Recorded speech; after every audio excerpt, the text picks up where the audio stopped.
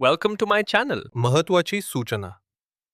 या व्हिडिओमधील सर्व माहिती केवळ शैक्षणिक उद्देशानं दिलेली आहे.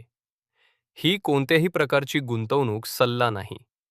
गुंतवणूक करण्यापूर्वी कृपया स्वतःचा अभ्यास करा किंवा आपल्या आर्थिक सल्लागाराचा सल्ला घ्या. या व्हिडिओतील माहितीवर आधारित घेतलेल्या कोणत्याही निर्णयासाठी आम्ही जबाबदार राहणार नाही. धन्यवाद. जेव्हा आपण एखाद्या वैद्यकीय निदानाचा विचार करतो ना, तेव्हा तिथे एका विशिष्ट प्रकारच्या अचूकतेची अपेक्षा असते. हो, नक्कीच. म्हणजे बघायला गेलं तर अगदी इंजिनिअरिंग सारखं असतं ते. समजा एखादा हाड मोडलंय तर एक्सरे काढल्यावर तिथे एक स्पष्ट पांढरी रेषा दिसते. अगदी बरोबर. तिथे सर्व काही बायनरी असतं, एकतर हाड मोडलेलं असतं किंवा नसतं. हो ना. आणि डॉक्टर फक्त तिथे बोट ठेवून सांगतात की हे बघा इथे फ्रॅक्चर आहे. एक प्रकारचं समाधान असतं त्यात. गोष्टी डोळ्यांनी दिसलेल्या आणि स्पष्टपणे विभागलेल्या आपल्याला आवडतात. हां, पण जेव्हा आपण फायनान्स आणि कॉर्पोरेट निकालांच्या जगात पाऊल ठेवतो, तिथे मात्र तो एक्सरे मशीन अचानक काम करेनासा होतो. आपण अशा एका जगात प्रवेश करतो जे खरं तर खूपच अस्पष्ट आणि गुंतागुंतीचं असतं. अगदी. तिथे काळं आणि पांढरं असं काहीच नसतं. सगळं ग्रे एरियामध्ये चालतं. गाड्यांची मागणीही वाढली आहे, पण तरीही त्यांच्या तिजोरीत येणारा नफा अचानक गायब होतो. आणि तिथेच फायनान्सची खरी गंमत सुरू होते. हे कसं शक्य आहे? जर गल्ला वाढत असेल तर खिशात येणारे पैसे का कमी होत आहेत? कारण आकडे अनेकदा परस्पर विरोधी कथा सांगत असतात. पहिल्या पानावरचा आकडा तुम्हाला एक स्वप्न दाखवतो, तर शेवटच्या पानावरचा आकडा तुम्हाला वास्तवाची जाणीव करून देतो. आणि म्हणूनच आजच्या या सखोल चर्चेत आपण एका अतिशय रंजक अहवालाच्या आत डोकावून पाहणार आहोत. कोणता अहवाल आहे आज? आज आपल्याकडे जे आकडे आहेत ते आहेत फोर्स मोटर्सच्या मार्च 2026च्या तिमाहीचे, म्हणजेच Q4 2026 चे आर्थिक निकाल. अच्छा, फोर्स मोटर्स. आणि हा रिपोर्ट म्हणजे मी आत्ता सांगितलेल्या त्या अस्पष्ट आणि गोंधळात टाकणाऱ्या परिस्थितीचं एक अगदी उत्तम उदाहरण आहे. हे आकडे कसे फसवे असू शकतात आणि यामागील खरी परिस्थिती काय आहे हेच आज आपल्याला उलगडून पाहायचंय. नक्कीच. आपण फक्त काय घडलंय हे पाहणार नाही, तर ते का घडलंय यामागची कारणं शोधणार आहोत. अगदी बरोबर. आर्थिक अहवालांमध्ये पहिल्या पानावरचे आकडे वेगळीच कथा सांगत असतात आणि आतली पाने वेगळीच. आपण या सर्व आकड्यांना जोडून एक स्पष्ट चित्र तयार करण्याचा प्रयत्न करूया. ओके, तर आपण कथेची सुरुवात एका सकारात्मक बातमीने करूया. कोणत्याही आर्थिक अहवालाचा पाया म्हणजे कंपनीचा मुख्य व्यवसाय कसा चाललाय हे पाहणे. बरोबर, ज्याला टॉप लाईन म्हणतात. हो, आणि मार्च 2026च्या तिमाहीत फोर्स मोटर्सचा महसूल म्हणजेच रेव्हेन्यू 2,550 कोटी रुपये इतका झाला आहे. चांगली रक्कम आहे. आणि गेल्या वर्षीच्या याच तिमाहीशी याची तुलना केली, ज्याला आपण इयर ऑन इयर म्हणतो, तर त्यात 8% वाढ आहे. आणि गेल्या तिमाहीच्या म्हणजे डिसेंबर 2025च्या 2129 कोटी रुपयांच्या तुलनेतही ही वाढ चांगलीच दिसते. हे आकडे खूप महत्वाचे आहेत, कारण ते दर्शवतात की कंपनीच्या उत्पादनांना बाजारात सातत्यपूर्ण मागणी आहे. होय. महसूल वाढणे म्हणजे बेसिकली कंपनी जास्त उत्पादने विकत आहे. 8% वाढ ही ऑटोमोबाईल सेक्टरमध्ये एक स्थिर आणि सकारात्मक प्रगती मानली जाते. व्यवसाय हळूहळू पण योग्य दिशेने वाढत असल्याचे हे लक्षण आहे. पण थांबा, इथे मला तुम्हाला थोडं थांबवायचंय. फक्त 8% वाढ? हो. मी हल्ली नेहमी ऐकते की ऑटो सेक्टरमध्ये सध्या मोठी उसळी आली आहे, गाड्यांचे वेटिंग पिरियड्स वाढलेत. मग अशा वेळी केवळ 8% वाढ ही खरोखरच साजरी करण्यासारखी गोष्ट आहे का? मला तर हा आकडा थोडा संथ वाटतोय. खूप चांगला मुद्दा आहे. ऑटो सेक्टरमध्ये सध्या मोठी उसळी नक्कीच आहे. पण आपण हे लक्षात घेतलं पाहिजे की फोर्स मोटर्स ही केवळ प्रवासी गाड्या बनवणारी कंपनी नाही. अच्छा, म्हणजे कमर्शियल गाड्या पण येतात त्या? हो ना. त्यांच्या पोर्टफोलिओमध्ये ट्रॅव्हलर्स, कमर्शियल वाहने आणि ट्रॅक्टर्स अशा अनेक गोष्टी येतात. आणि कमर्शियल वाहनांचा व्यवसाय हा खूप सायक्लिकल असतो. म्हणजे अर्थव्यवस्थेवर अवलंबून असतो. अगदी. तो अर्थव्यवस्थेच्या वेगावर अवलंबून असतो. त्यामुळे अशा मिश्र पोर्टफोलिओमध्ये 8% वाढ ही अतिशय उत्तम नसली तरी ती स्थिर आणि समाधानकारक नक्कीच मानली जाते. समजलं. विशेषतः जेव्हा आपण मागील तिमाहीच्या तुलनेत पाहतो तेव्हा 2129 कोटींवरून थेट 2550 कोटींवर जाणं हे एक चांगलं कमबॅक आहे. ठीक आहे, म्हणजे गाडी योग्य गिअरमध्ये आहे असं आपण म्हणू शकतो. पण इथेच एक आणखी रंजक आकडा समोर येतो, तो म्हणजे ईबीटा. EBITDA. फायनान्स विश्वातला लाडका शब्द. हो. आणि मी प्रामाणिकपणे सांगते, फायनान्सच्या जगातला हा शब्द मी अनेकदा ऐकलाय. पण हा EBITDA नक्की काय प्रकार आहे? आणि तो निव्वळ नफा यापेक्षा वेगळा का मानला जातो? सांगतो ना. कारण अहवालानुसार हा EBITDA 414 कोटी रुपयांवर पोहोचला आहे. आणि आश्चर्याची गोष्ट म्हणजे यात वार्षिक 26% घसघशीत वाढ झाली आहे. बापरे, 26%? हो, गेल्या तिमाहीत हा आकडा 374 कोटी होता. म्हणजे महसूल फक्त 8% वाढला, पण हा ऑपरेटिंग नफा तब्बल 26% वाढला. हे कसं काम करतं? हा खरोखरच या अहवालातला सर्वात महत्वाचा भाग आहे. इबिटाचा फुल फॉर्म आहे earnings before interest, taxes, depreciation and amortisation. खूप जड वाटतोय हा. हो, ऐकायला खूप तांत्रिक वाटतं. आपण सोप्या भाषेत समजून घेऊ. हा तो नफा आहे जो कंपनीला त्यांचा मूळ व्यवसाय चालवून मिळतो. ओके. यात सरकारने घेतलेलं टॅक्स, बँकेने घेतलेलं व्याज किंवा मशिनरी जुनी झाल्यामुळे होणारा घसारा, ज्याला डेप्रिसिएशन म्हणतात, ते वजा केलेलं नसतं. हं. हा आकडा फक्त हे सांगतो की फॅक्टरीच्या स्तरावर तुमचं काम किती चांगलं चाललंय. अच्छा. म्हणजे समजा माझं एक हॉटेल आहे. मी ग्राहकांकडून जे पैसे घेते त्यातून फक्त भाजीपाला, कामगारांचा पगार आणि विजेचं बिल वजा केलं की जो नफा उरतो तो EBITDA, बरोबर? अगदी अचूक, एकदम परफेक्ट उदाहरण. आणि म्हणूनच 26% वाढ ही खूप मोठी गोष्ट आहे. इथेच खऱ्या अर्थाने ऑपरेटिंग एफिशियन्सी म्हणजेच ऑपरेटिंग कार्यक्षमता हा शब्द महत्वाचा ठरतो. हां. जेव्हा विक्री फक्त 8% वाढते हं. पण ऑपरेटिंग नफा 26% वाढतो, तेव्हा त्याचा अर्थ असा होतो की कंपनीने आपला व्यवसाय अधिक हुशारीने आणि कमी खर्चात करायला सुरुवात केली आहे. अहवालानुसार त्यांचं EBITDA मार्जिन 14% वाढून 16.2% गेलं आहे. म्हणजेच मगाशी आपण हॉटेलचं उदाहरण घेतलं होतं. बरोबर. समजा गेल्या वर्षी हॉटेलमध्ये 100 लोक जेवायला यायचे. हं. आता तिथे 108 लोक येऊ लागलेत. हं. ग्राहकांची गर्दी फक्त 8% वाढली. बरोबर. पण हॉटेलच्या मालकाने स्वयंपाकघरातील अन्नाची नासाडी थांबवली, गॅसचा वापर हुशारीने केला हं. आणि पुरवठादाराकडून स्वस्तात धान्य विकत घेतलं. बरोबर. यामुळे काय झालं? त्यांचा नफा 26% वाढला. हो, नुसते ग्राहक वाढले नाहीत, तर त्यांनी स्वतःचं काम अधिक चोख केलं. अगदी समर्पक. आता हेच उदाहरण आपण फोर्स मोटर्सच्या संदर्भात म्हणजेच एका ऑटोमोबाईल कंपनीच्या संदर्भात पाहूया. तिथे अन्नाची नासाडी म्हणजे काय असणार? तिथे अन्नाची नासाडी थांबवणे म्हणजे कदाचित त्यांना कच्च्या मालाच्या म्हणजे स्टील किंवा ॲल्युमिनियमच्या किमतीत काही फायदा झाला असावा किंवा त्यांच्या निर्यातीमध्ये वाढ झाली असावी, ज्यामुळे त्यांना परकीय चलनात चांगले दर मिळाले. अच्छा, म्हणजे त्यांनी खर्च कमी केला. होय, फॅक्टरीमध्ये गाड्या बनवण्याचा खर्च त्यांनी कमी केला आहे. जेव्हा मार्जिन 14% 16.2% जातं तेव्हा ती कंपनीच्या भविष्यासाठी अतिशय सकारात्मक आणि मजबूत पायाभरणी असते. हे ऐकायला किती भारी वाटतंय ना.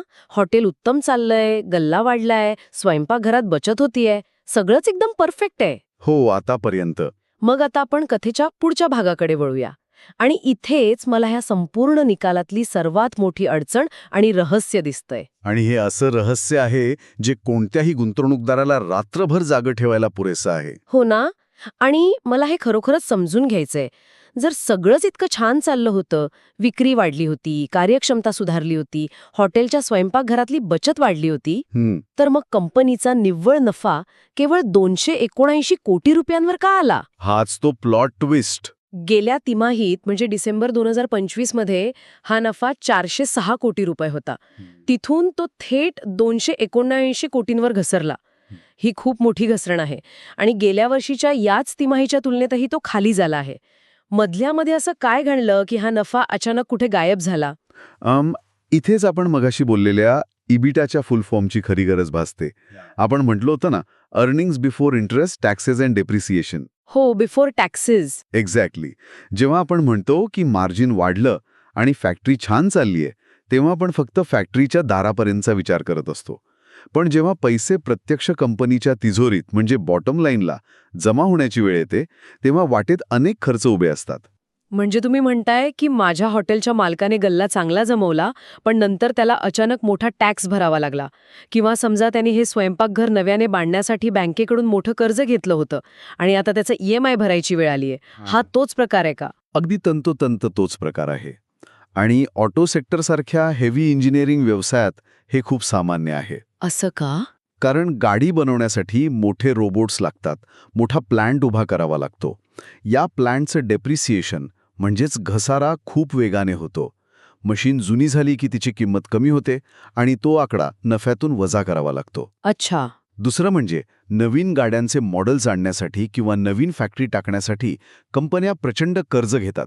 त्या कर्जावरचं व्याज हा एक मोठा खर्च असतो. पण हे खर्च तर दर तिमाहीत असतात ना, म्हणजे मशीन अचानक एकाच तिमाहीत जुनी होत नाही, मग ह्याच तिमाहीत नफा इतका का घसरला? हा प्रश्न खूप लॉजिकल आहे.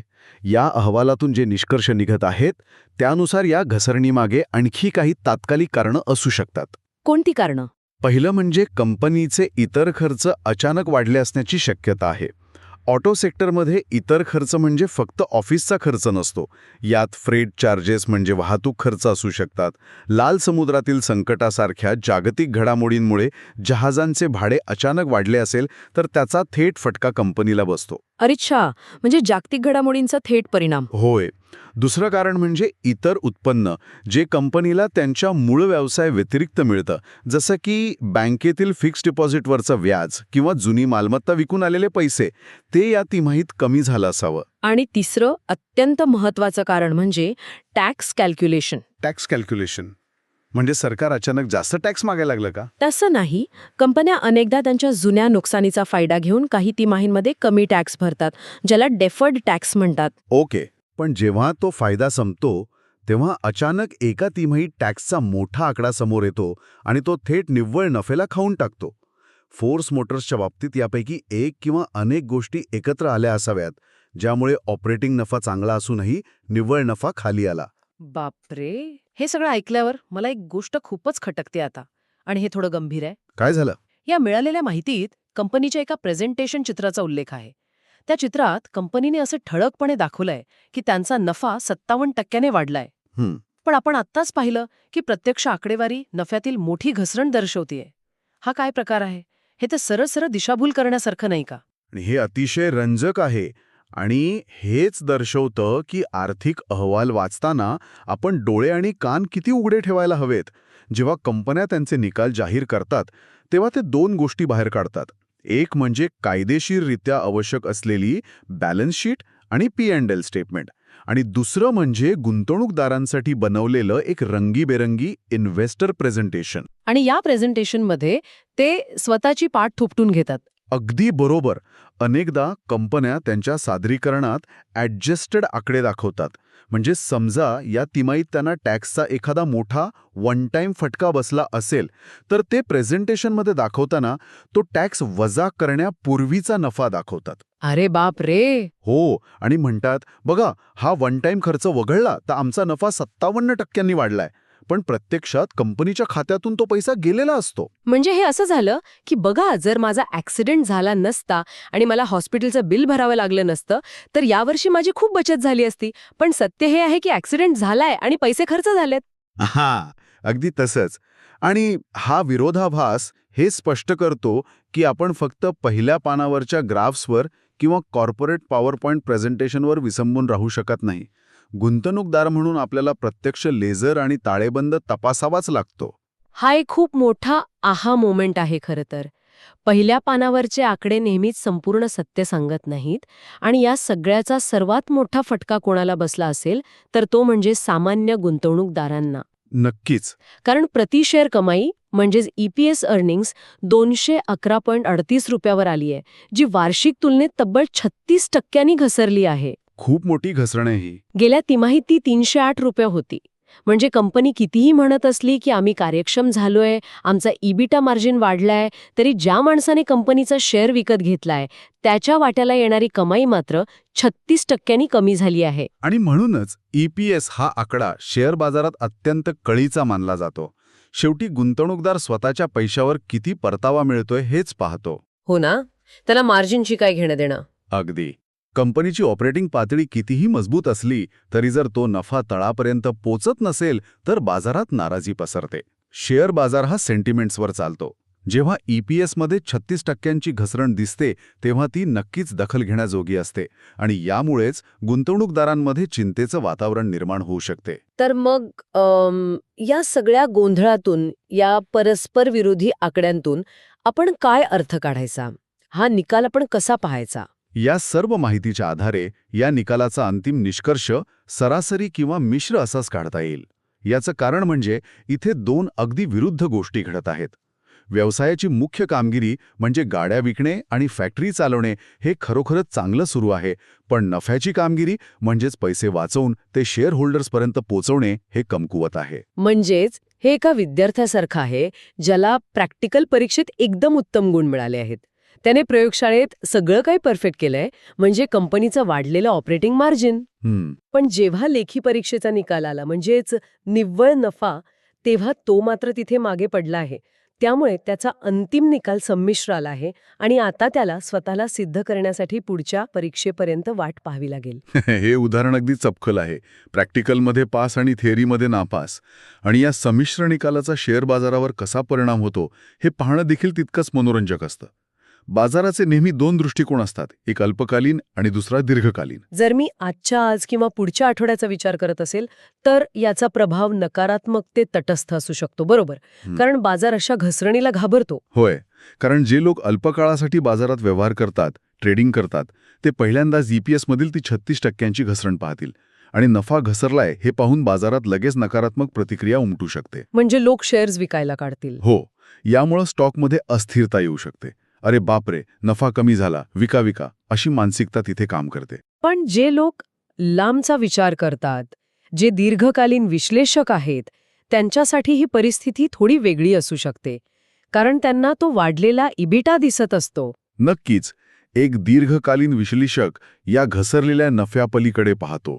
तो विचार करतो की अरे, कंपनीचं इबिटा मार्जिन 14% 16.2% झालं आहे. म्हणजे कंपनीचा मूळ सांगाडा मजबूत होतोय. जर फॅक्टरीची कार्यक्षमता वाढली आहे तर भविष्यात जेव्हा हे वन टाइम खर्च किंवा जास्तीचे टॅक्स संपतील तेव्हा हा वाढलेला ऑपरेटिंग नफा थेट निव्वळ नफ्यात परावर्तित होईल. त्यांच्यासाठी मार्जिन वाढणे ही भविष्यातील आशेचा एक मोठा किरण असतो. म्हणजे थोडक्यात कंपनीची मशीन चांगली चालली आहे, फक्त या तिमाहीत कुठल्या तरी दुसऱ्या कारणाने पैसे खर्च झाले असावेत. पण दीर्घकाळासाठी मशीनची ताकद वाढली आहे. पण माझा प्रश्न असा आहे की एखादा गुंतवणूकदार किती काळ वाट पाहू शकतो? हाच तर खरा मुद्दा आहे. इथे एक अत्यंत महत्वाची अट आहे. हे सगळं तेव्हाच सकारात्मक ठरेल जेव्हा पुढच्या काही तिमाहींमध्ये निव्वळ नफ्यात खरोखर सुधारणा दिसेल. तुम्ही दर तिमाहीत पुढच्या वेळी नफा वाढेल असं सांगू शकत नाही. बरोबर. कंपनीला बाजारात स्वतःचं स्थान आणि स्वतःचं व्हॅल्युएशन टिकवून ठेवायचं असेल तर नुसतं मार्जिन वाढलंय असं सांगून चालणार नाही, तर तो नफा गुंतवणूकदारांच्या खिशापर्यंत सातत्याने पोचावा लागेल. तर आजच्या या चर्चेतून एक गोष्ट अत्यंत स्पष्ट होते, कोणत्याही कंपनीचं खरं चित्र हे केवळ एका आकड्यात दडलेलं नसतं. वरवर पाहता वाढलेली विक्री किंवा प्रेझेंटेशनमध्ये दाखवलेला 57% तो रंगीबेरंगी ग्राफ म्हणजे सगळं काही आलबेल आहे असं त्याचा अर्थ मुळीच होत नाही. आणि म्हणूनच महसुलापासून ते प्रतिशेअर कमाईपर्यंतचा तो प्रवास कसा होतो, पैसे कुठून कुठे जातात आणि वाटेत व्याज, घसारा, टॅक्स या रूपात कुठे कुठे गळती होते यावर बारीक लक्ष देणं किती आवश्यक असतं हे या फोर्स मोटर्सच्या उदाहरणावरून आपल्या लक्षात येतं. होय. खरी माहिती ही केवळ आकडे वाचण्यात नाही, तर त्या आकड्यांमागील कार्यपद्धती आणि कारणे समजून घेण्यात दडलेली असते. अगदी बरोबर. आणि हीच कथा समजून घेताना आजच्या या वाटचालीच्या शेवटी मला एक वेगळाच विचार येतोय, ज्यावर खरं तर खूप विचार करण्यासारखा आहे. कोणता विचार? समजा एखाद्या कंपनीचे हे ऑपरेटिंग मार्जिन सलग अनेक तिमाहींमध्ये किंवा अगदी अनेक वर्षांपर्यंत असंच वाढत राहिलं. ते दरवेळी सांगतायत की आमची फॅक्टरी उत्तम चालतीये, पण त्यांचा निव्वळ नफा मात्र सतत कमीच होत राहिला. तर एका बिंदूनंतर आमची कार्यक्षमता वाढतीये हा कंपनीचा दावा केवळ एक भ्रम ठरू शकतो का? अशा परिस्थितीत मूळ व्यवसाय कितीही चांगला असला तरी कंपनीच्या आर्थिक ढाच्यात, म्हणजे कदाचित त्यांच्या कर्जाच्या ओझ्यात किंवा त्यांच्या कॉर्पोरेट टॅक्स रचनेत काहीतरी मोठी आणि कायमस्वरूपी त्रुटी असू शकते का? बापरे, हा खूपच गंभीर विचार आहे. हो ना, जिच्यामुळे कितीही पाणी ओतलं तरी ती बादली कधीच भरणार नाही. या प्रश्नावर नक्की विचार करा, कारण शेवटी आकडे कधीच खोटं बोलत नाहीत, पण ते तुम्हाला नेमकं काय पाहायचंय त्यावर अवलंबून असतात. व्हिडिओ आवडला असेल तर लाईक करा आणि अशाच युजफुल व्हिडिओसाठी चॅनलला सबस्क्राईब करायला विसरू नका.